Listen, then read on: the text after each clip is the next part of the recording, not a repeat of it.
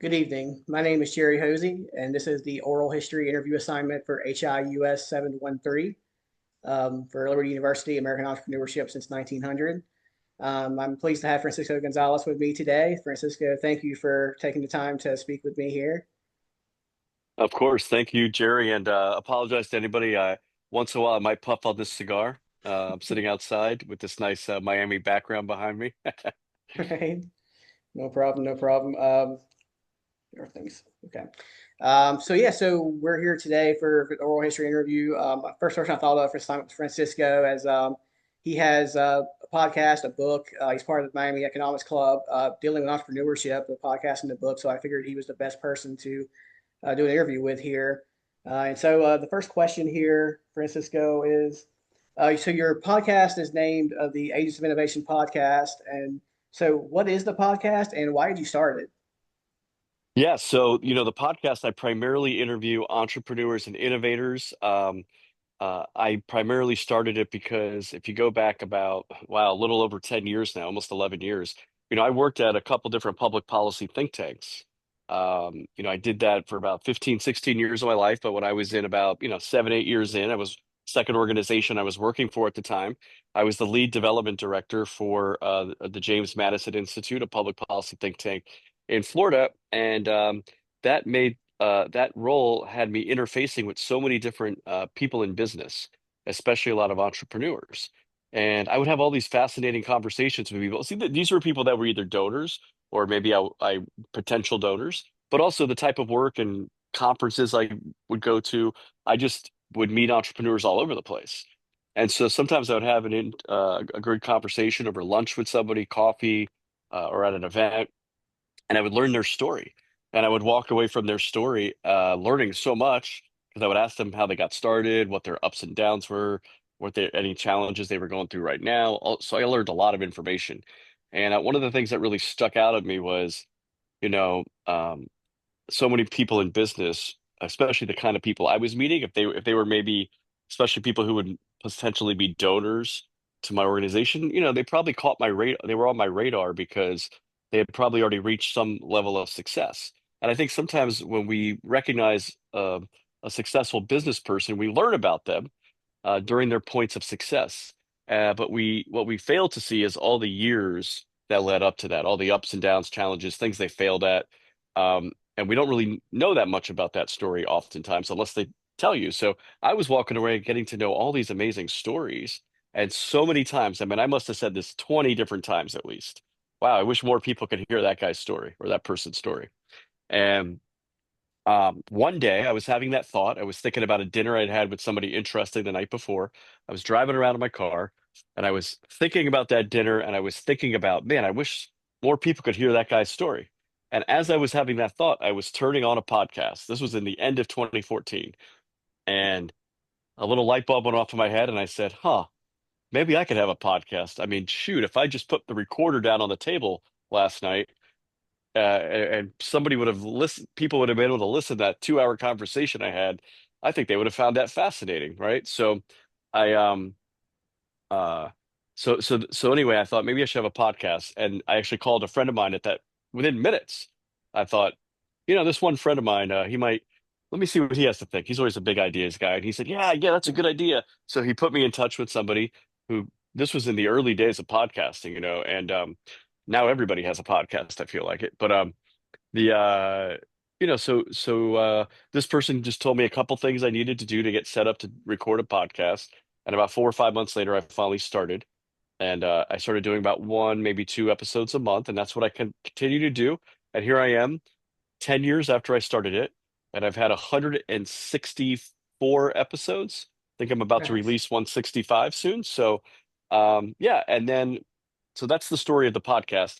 And there were three kinds of people I was primarily intersecting with.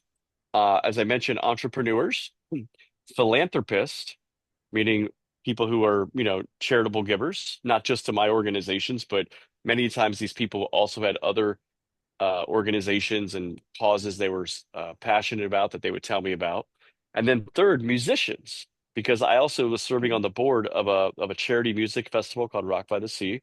And I was meeting at that same time a lot of musicians. And as I started hearing their stories, I said, man, these people are entrepreneurs too. They're just their business is their music, and but everything else they're doing is very similar. And Jerry, you mentioned at the top of this that I have a book. Well, actually, I have two books, and I'm about to release in the next month or two a third book, which will be focused just on musicians and what we can learn from about Okay. entrepreneurship from musicians. So, anyway, that's the all the content from those three books have come primarily from the first 100 episodes of my podcast. Nice. So that's great. I hope I'll just pick all three of them up here in the next few weeks. I guess once this class ends. Alrighty. So, what has the podcast taught you about entrepreneurship? Um, what it's taught me a lot. I write in the first book. I outline 10 common characteristics of entrepreneurs. Um, and so I'll see if I could rattle as many off in my head that I can remember without having the book in front of me. But one that entrepreneurs are primarily problem solvers. So when if you think about almost every business out there, probably every business is a solution to a problem, right? If it's a restaurant, maybe it's a solution to people's hunger, right? Whatever, or maybe people's desire for a certain kind of food at a certain type of location, right? So, but if you go through every type of business, and sometimes people didn't know that they had that there was a problem, right? Steve Jobs created a solution to something that people didn't necessarily know they wanted. But once they saw it, people can't now are addicted to those phones, right? And everything that comes on those phones. Um, so that's one, that they're problem solvers. Two, they're primarily doers. They're people of action. Uh, Three, they're curious people. So I started just learning that, these people really they have a curiosity, and that kind of leads them to solve problems, right? Because they're the kind of people that can't stop asking questions about things. Um, they are also people who are formed by experiences. Some of those experiences could be work experiences and they've had in the past. They could be travel experiences, which I'm really big into travel, and I see that a lot of the people I've had on, they've had some significant either individual one travel experience that maybe led them to something or gave sparked an idea, or maybe just they're just a lifelong traveler and they're just that kind of person getting out of their box, getting out of their day to day.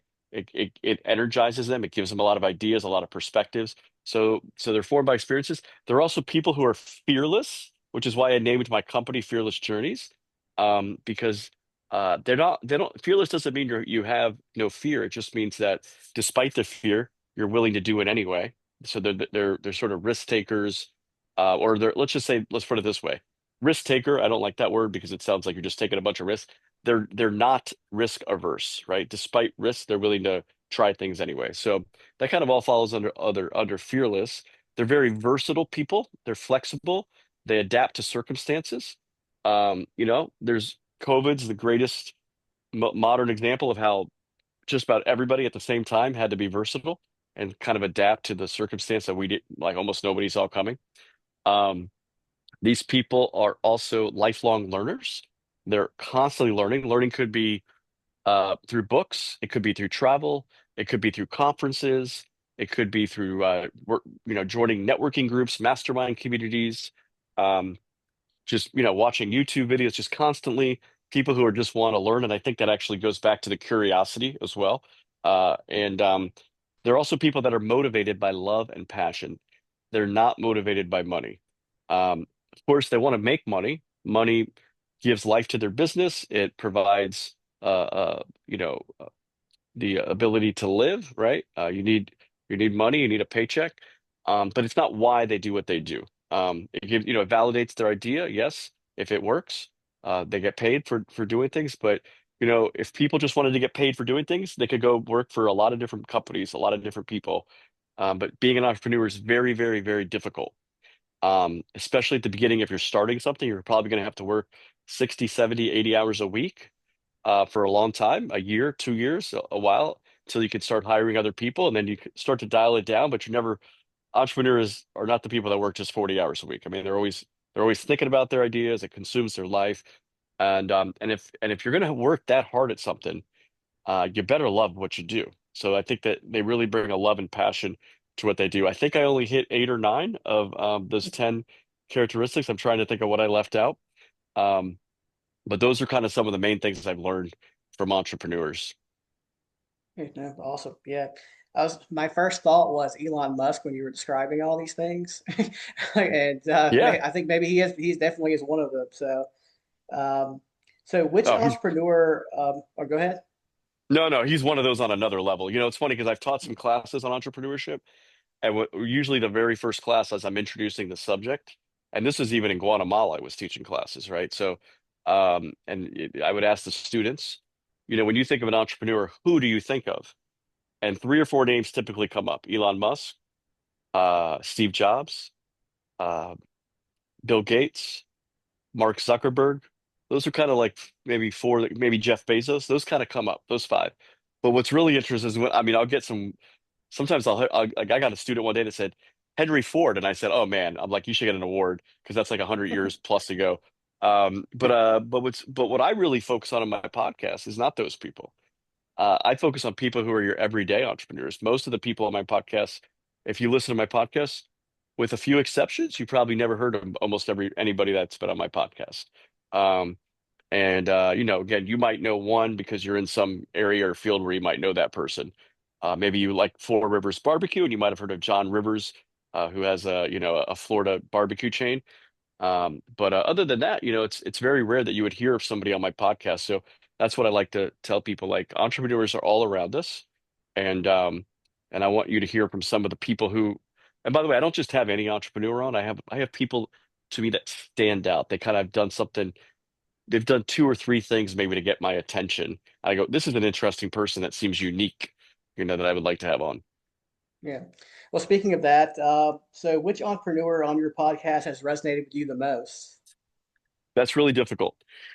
Um, I will say there's a guy in Guatemala named Philip Wilson that comes to mind because this guy he comes from some means, right? He's Guatemalan, but his background, I think his father was British, but he kind of grew up in Australia or something. But this guy was, you know, he went to Stanford. He went to college in the U.S. I forget. I think he went somewhere else undergrad, but I think he went to Stanford Business School. Comes out, starts some. I don't know if it was a software something, right? I actually forget the company because that's not what made him famous to me. But before he was 40 years old, he had sold several companies. He was set for life. Living in Guatemala. Is now he was married, had a couple little kids at the time. Now he's probably in his mid 50s. Um, but he said to me, I was 40, I was successful, I was retired, I was bored. So he looks over, he's like, what can I do with my time? So he sees his sister has a nonprofit organization that she started, and it's basically uses these things called eco filters, which is a special kind of filter that you put. It's got like a very natural. Somebody created it like almost 100 years ago, maybe 50 years ago, and it's got like a natural uses natural elements, so it's great for the environment, very sustainable to you know, to bring people clean drinking water. And Guatemala, that's one of the biggest problems there. And half the people in Guatemala live in poverty, and those people that live in poverty, man, they're drinking really bad water all the time. They're getting sick, all sorts of things. So he said, let me. So his sister had this nonprofit to help these people. So he says, hey, he was just writing her a check once a year. Hey, can I help you with the, not, maybe we could scale this up a little bit. Maybe we can reach more people, like whatever. He starts looking into it. Well, they were bringing about, they were giving away through charity about 10,000 eco filters a year. That's great. That's beautiful. But there's millions of people in Guatemala that need that, not just 10,000. And one thing he discovered was, you know, we can't scale this up if this remains a charity. And he kind of figured out that people, even when they were being given an eco filter, he would go visit some of the homes, and the people weren't even using it because they didn't value it, and they didn't spend the money on it. And even though these things are not that expensive, um, it was sitting in the corner like a trash can, you know, or like people also weren't very well educated about it. They were just being given it. So comes back to his sister and his mother who were running the organization and said, "Hey, um, I think we could reach more people with this if we turn this into a for-profit company." Well, what do you think his sister's response was? She was like, "You evil capitalist. You know, how Right. dare you? Like, you just want to make money off these poor people." He's like, "No, no, no." He's like, "I want to reach more poor people and give them more clean drinking water." But our entire uh, uh, process here is totally dependent just on charity. And if we're going to do that, then we're only going to reach like 10,000 people a year. And that's fine if you want to do that. But he had this vision of reaching like 1 million a year. And and so anyway, what he says is he says, let's create a really nice eco-filtro. So the name of the company is called Eco-Filtro. He says, let's create a really nice eco-filter and we'll sell that to the wealthy people in the cities. Instead of them getting the big plastic jugs of water that they get, why don't we sell them these nice ceramic looking things and they'll spend $100 and we'll subsidize that for the poor people. So they're going to pay more than the poor people, but the poor people still need to pay something. He was like, they need to pay something so that they value it. Then we're going to go to the schools in the poor areas and we're going to give all the schools a free one for every classroom. And then we're going to send somebody from the company to the schools to educate the teachers and the children on why it's important to use the eco filter. So they said now those kids are drinking good tasting water that's clean in the school, and then they go home and then they tell their parents, "Hey, we could get better water out of that if we use it." And then the parents are willing to buy it for 15. It's like $15. That's a lot of money for poor people. But he said, the people who weren't using eco filters, you know how they were cleaning their water? They were going down the street from their houses and they were buying firewood every month to boil water. And think about the money and the time that they were spending on firewood and Right. boiling water. And meanwhile, inside their places, it was smoky. That's not good. So actually, he's actually saving the money if they stop using the firewood and they start spending the money. And that eco filter lasts like 2 years. He said actually technically it can last like 4 or 5, but they recommend like every 2 years to change it. Um, and he goes, now, by the way, fast forward. They produce 2,000 of those eco-filtros every week. So before Okay. they were just doing like 10,000 a year. Now they produce 2,000 every week. And that was a couple years ago. Like he might be doing more now. Um, Right. and I got a whole tour of the place and we actually did a really cool podcast. And even I brought a group trip there and we actually got to tour the facilities and everything. So it really is amazing. But this guy, in addition to that, his wife, and a few other people co-founded this thing called the Volcano Innovation Summit in Guatemala. It's about 5 years old now. I actually was a speaker at it 2 years ago, and it's really incredible. They have, like when I was there, they had people from 35 different countries, a lot of different entrepreneurs, innovators from all parts of the world, and very heavy in Latin America, the U.S. and Europe that come there, and so I got to meet some really incredible people there. And Philip was part of the vision of putting that together, of saying, why are all of our entrepreneurs going out of the country for all these other things when we could be bringing people here? We have a beautiful country.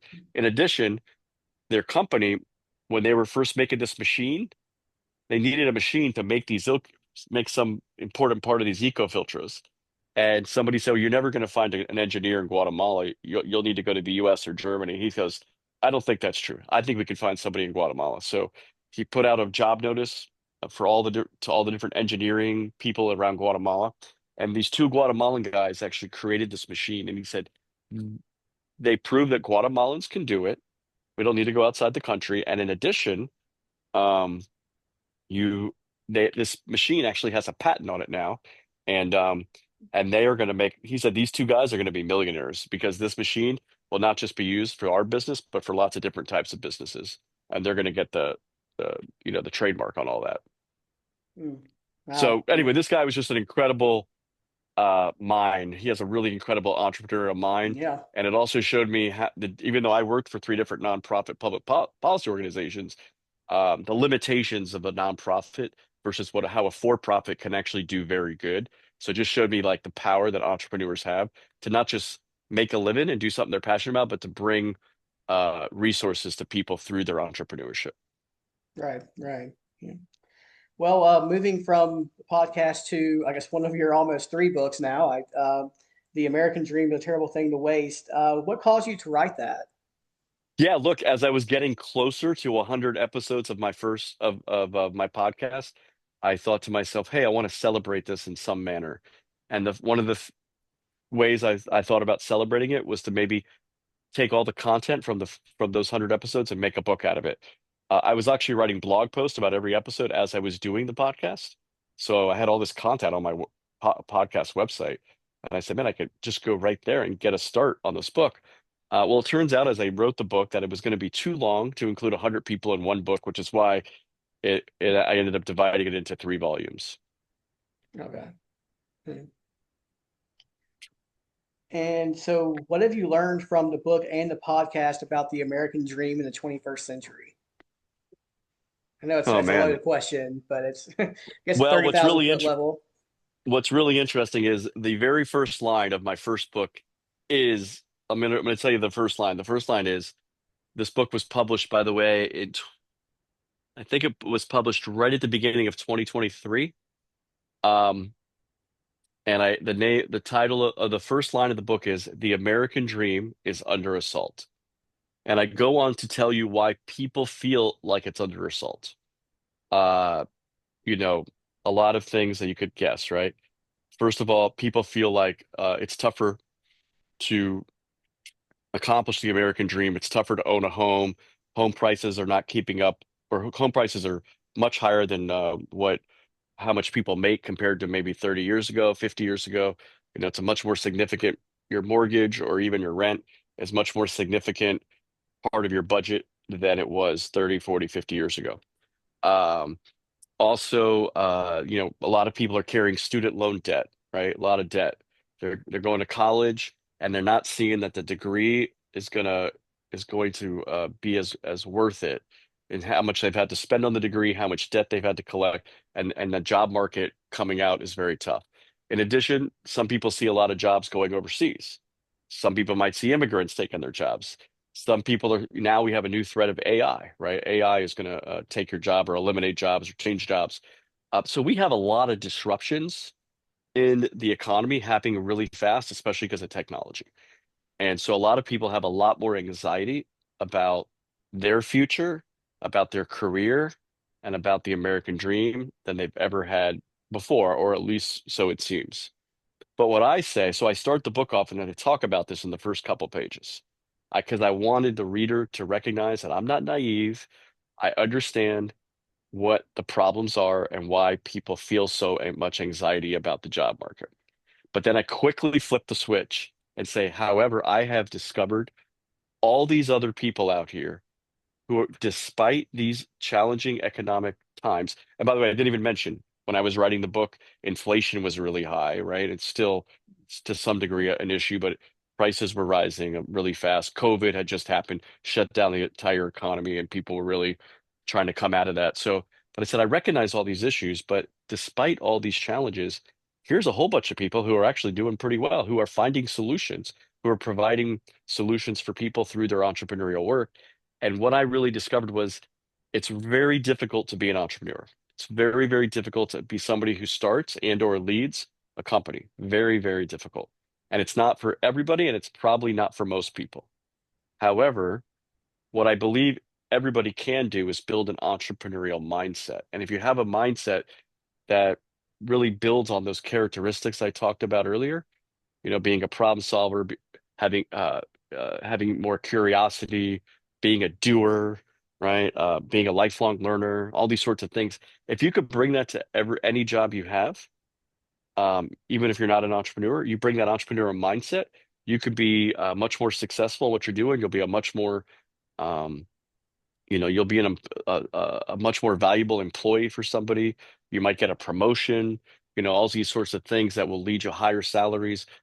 So bring that entrepreneurial mindset. And even though it's going to be a general tough economy or a general tough job market, however you want to frame it, if you're one of those people that has a stronger entrepreneurial mindset than most other people, guess what? You're going to be more likely to succeed. And so therefore, the American dream is something that is there. And there's a reason why millions of immigrants come to this country every year. Like they're not coming because there's no opportunities.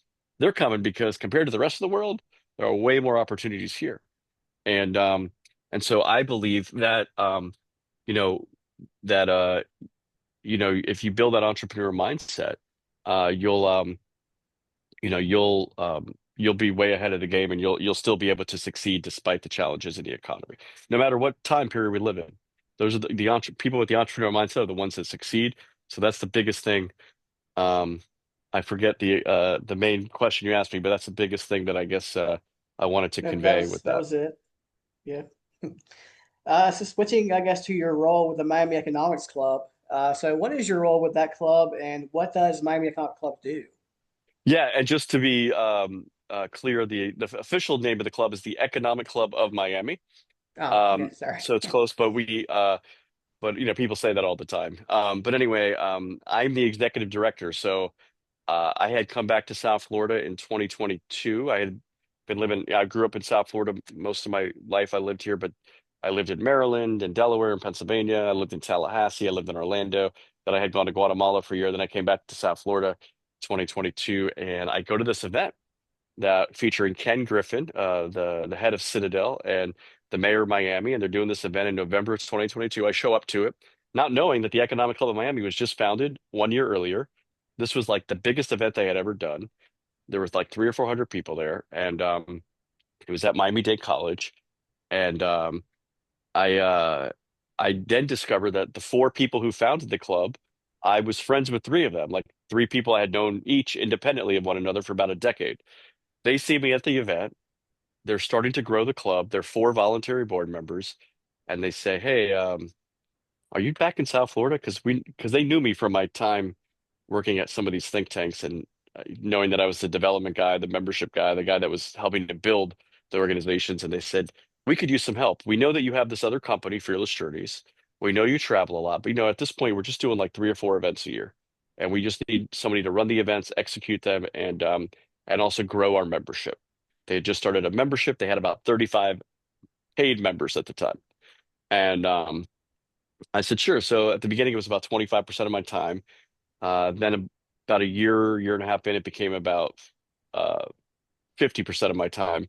And we're on the verge now of making it more of my time because it's grown so much. We have 330 active members. We now do like 8 or 9, 10 events a year.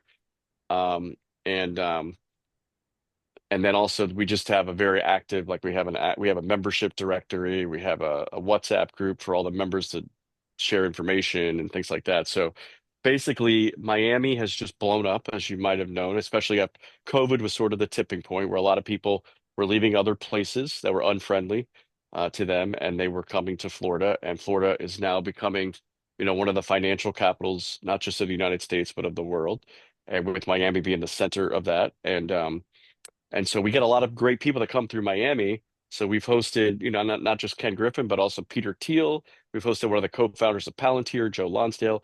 We've hosted two members of the Federal Reserve Board, Adriana Kugler and Chris Waller. We've hosted a couple gubernatorial candidates, Byron Donalds and David Jolly, one Republican, one Democrat. Um, we're going to be hosting Michael Saylor in 2 weeks. He's one of the largest owners of Bitcoin and you know just really big in that space. So anyway, it's really exciting, and I get to meet people from so many different places that are now living and working in Miami. I mean, I'm talking like we have a lot of people from New York. That's pretty obvious, but we have a lot of people from Europe, Eastern Europe, Western Europe, Russia. We've had people from Middle East. We have a lot of people from Latin America, and these are successful business people. Mostly, I would say the average person is between their 30s and 50s in our club, but we also have some people in their 20s. We have people in their 60s and 70s. Um, but most of these people are sort of mid-career, and they're looking for a place when they get to Miami. They're looking to meet people. And our club, I tell people, I go, I know the attraction of the club, is all those speakers that I just mentioned, but really the real value of the club is the people you meet at the events, and through the club's membership and things like that, and getting connected and plugged in and sharing things. And Miami's also a very welcoming community. It's always been a place where you could be here for 5 seconds and feel like home. You don't have to be here for many years to get like uh, plugged in. But our club is now a way that a lot of people are really plugging into the Miami business community. So that's how I got involved, and it's very exciting to be part of it. Nice. Well, congratulations. That's 10 times the members you started out with. That's pretty impressive. Actually, yeah, 10 times. Yeah, it's crazy. Yeah. About almost 3 years. Right. So, what would you say being part of these organizations and the podcast and the book has taught you about business history in general and the past of entrepreneurship? Well, I think the biggest thing is that America really, it's taught me that America really stands out as a place of entrepreneurship and innovation. There's nowhere else in the world geographically where this much innovation takes place.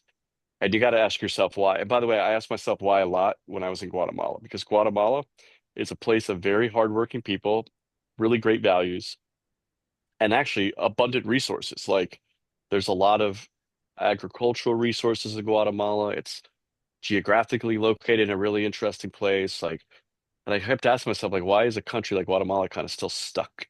Like why can't they be more prosperous than they are? And there's plenty of people doing well in Guatemala, but half the country's in poverty still. So you kind of, well, what's the deal here? And the more I started looking at it, I started said, it's not just Guatemala. It's like I'm very well traveled. I've been to 37 or 38 countries, and um, you know, you find good things and you find challenging things in every place. But the one thing that really stands out with the US is just the amount of opportunities here and the freedom to innovate. I mean, I think it's just our system of laws. We have a we have a very, as much as we want to complain, all the things that we complain about are very minuscule compared to the rest of the world. We have we just have a good rule of law here, and a good separation of powers when it comes to government.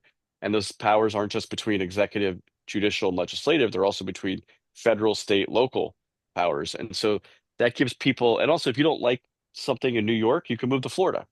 If you don't like Right. Florida, you want to go to California or Texas, like whatever. People can go where and you're still within the broader federal system, but you can move to places that have different jurisdictions or maybe just different job opportunities. The jobs dry up in Pennsylvania, you move to Florida or you move to somewhere else, you move to Georgia, wherever.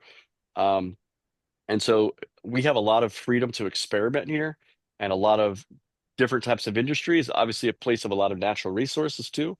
But I think there's a lot of places in the world with great natural resources, like Venezuela, right? But you have a rule of law there that doesn't exist anymore at this moment, and it's just an authoritarian dictatorship. So therefore, like, where's the room for entrepreneurs? Now, like I said at the beginning with my book, I feel like even in any environment, if you have an entrepreneurial mindset, you could still succeed in some level. Like I went to Cuba last year, a year and a half ago, almost 2 years. And I was like, man, there's actually a lot of entrepreneurial activity going on here underground. Because, Hmm. I was like, imagine what these people could do if they had a lot more freedom. Because you see the same people, Cubans, across 90 miles away, uh, are very successful because they're in a country that has more freedom. And that freedom is not just individual liberty and things like that, free speech, but it's also the freedom to innovate, the freedom to try, the freedom to fail. And we have a country that, I think you could fail 10 times and yet you could just keep trying and you could ultimately succeed. And there's a lot of opportunities. So when you look at kind of and actually there's just nowhere else in the history where this much innovation has occurred so rapidly, so fast in this particular geographical area. And then when you look at the 50 states and you go, well, where is there that Florida is one of the most entrepreneurial states there is. And you start to look at why. Well, again, more freedom compared to a lot of other states. And also just the diversity of people, so concentrated in such a small area from all different parts of the world. So to be able to interact and live freely with one another, I think those sorts of things are really what help entrepreneurs in the grand scheme of history, if you think about it. This next question may be a mouthful, but what do you believe the ultimate connection is between entrepreneurship, business, and economics?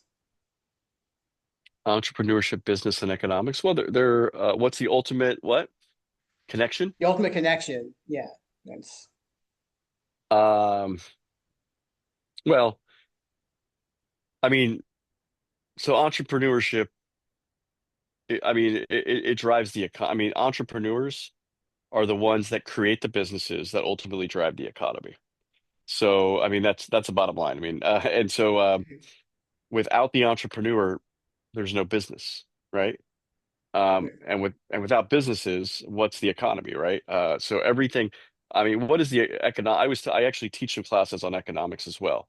and I teach it actually in prisons, believe it or not. So, and I've taught to inmates. But the one of the things I always start off the classes with is like, what is economics?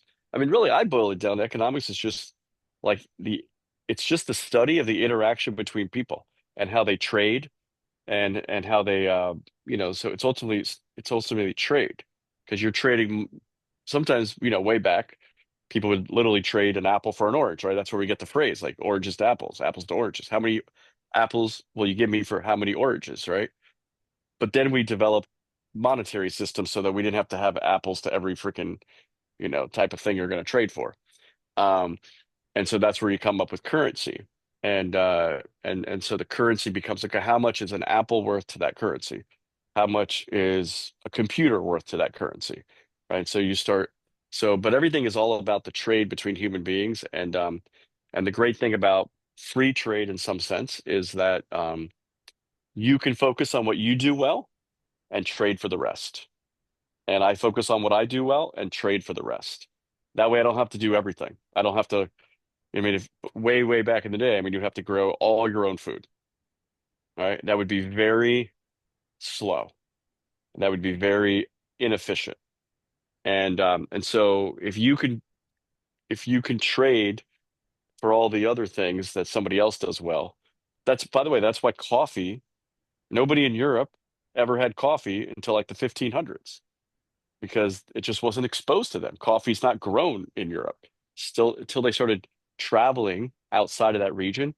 They discovered coffee in Africa. They discovered it in the Indies, and they discovered it in Central America and Brazil and that whole area. So, um, and then, by the way, I don't know if it was the fact that we were traveling and trading free that all of a sudden sparked all this innovation, or whether it was just simply that we found coffee and now we can work harder. So, Right. but but it all happened Some around of the us same more than time. others. So, Yeah, yes. yeah. Alrighty. Well, the final question here. Uh, so, do you think the past is a good predictor for the future of entrepreneurship? And what do you believe the future of entrepreneurship is? Can you repeat that question? Yes. So, is the past a good predictor for the future of entrepreneurship? And what do you believe the future of entrepreneurship is?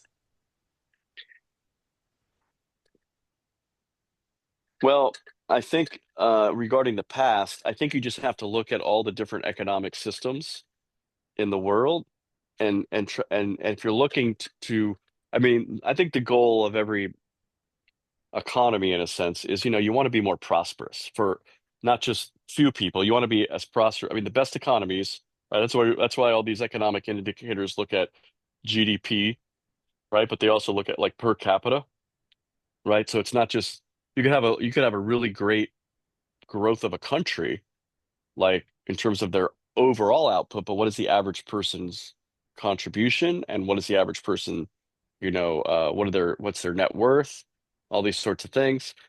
Um, and so if you really, so what I think the goal for any economy is to be more prosperous for more of the people, right? Well, I think if you look at it historically and you're really going to be fair about it, um, uh, capitalism is the greatest. Uh, I mean, has changed. It has reduced poverty. Now, the critics of capitalism will say, well, but in a capitalist system, the very, very rich have way more that. So you have a lot of disparity between the rich and the poor, or the rich and the middle class, or whatever. That may or may not be true, depending on where you're looking at it. But the bigger thing that we should looking at is have the living standards for people at the bottom going up, right? So you have I'd say Guatemala is like a mixed view when you compare the whole world. Even though Guatemala, about 50% of the people live in poverty, it's actually not the worst place in the world, to believe it or not, which is sad. Um, it's probably somewhere in the middle, right? Because those people are doing a little bit better than they have ever done before. And the middle class in Guatemala is much stronger, and the upper class, they're doing very well.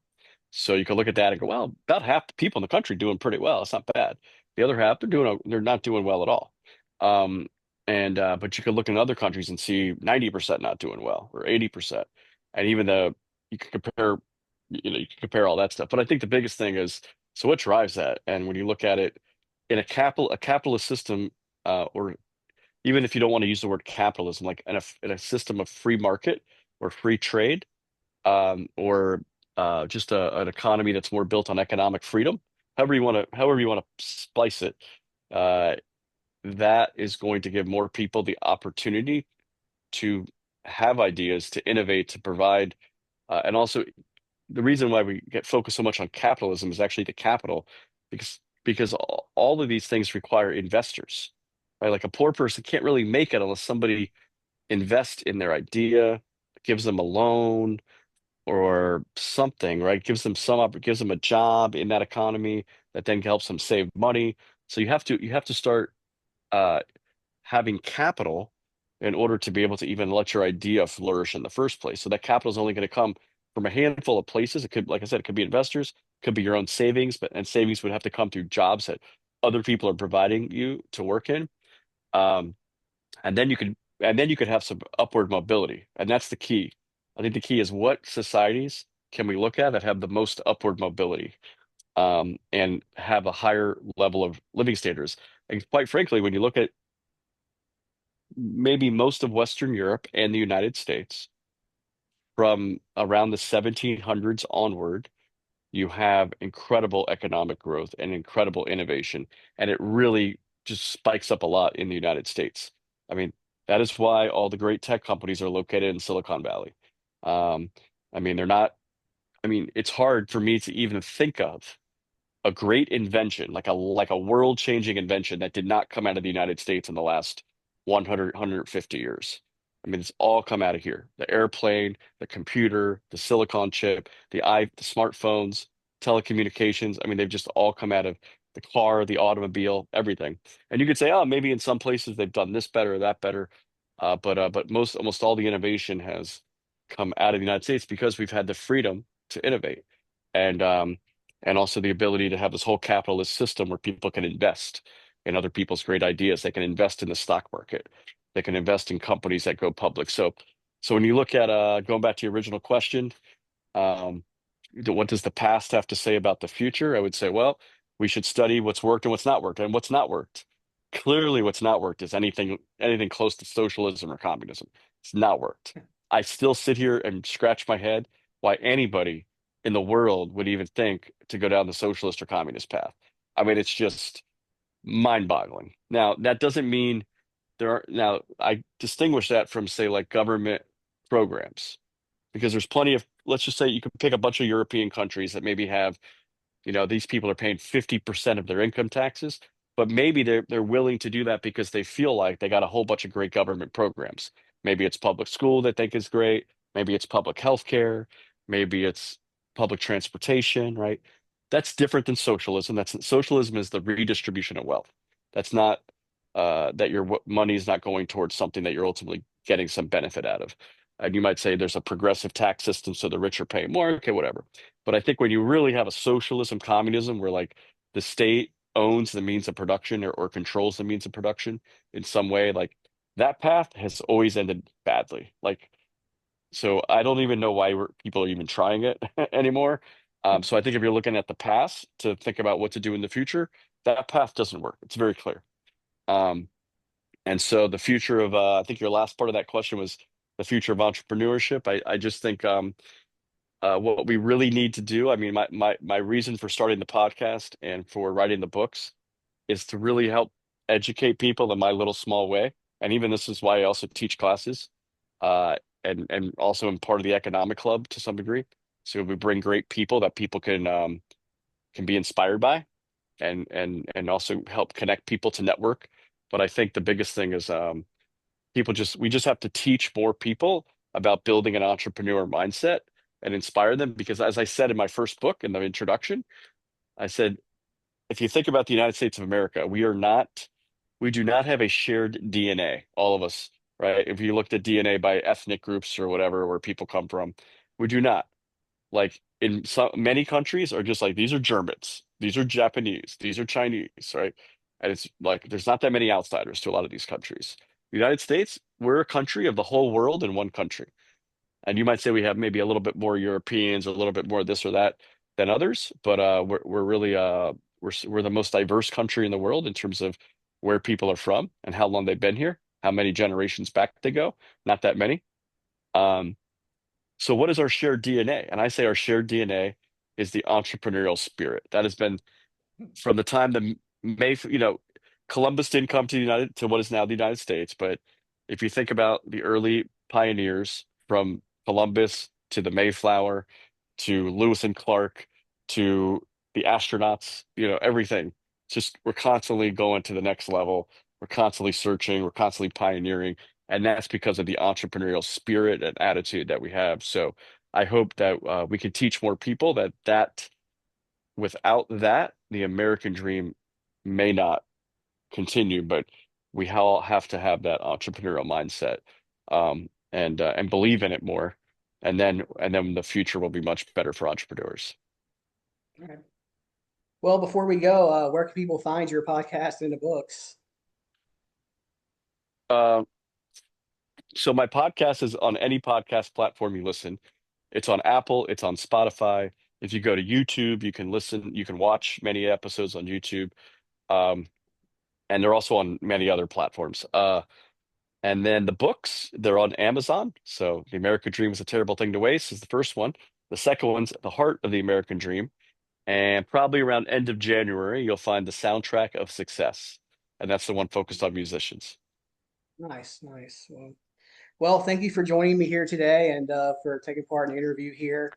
Um, if anyone watches this outside of Professor, then hopefully they'll find a lot more information and be happy they found it. So thank you for joining me, Francisco, and good night, everyone. Good night. Thank you.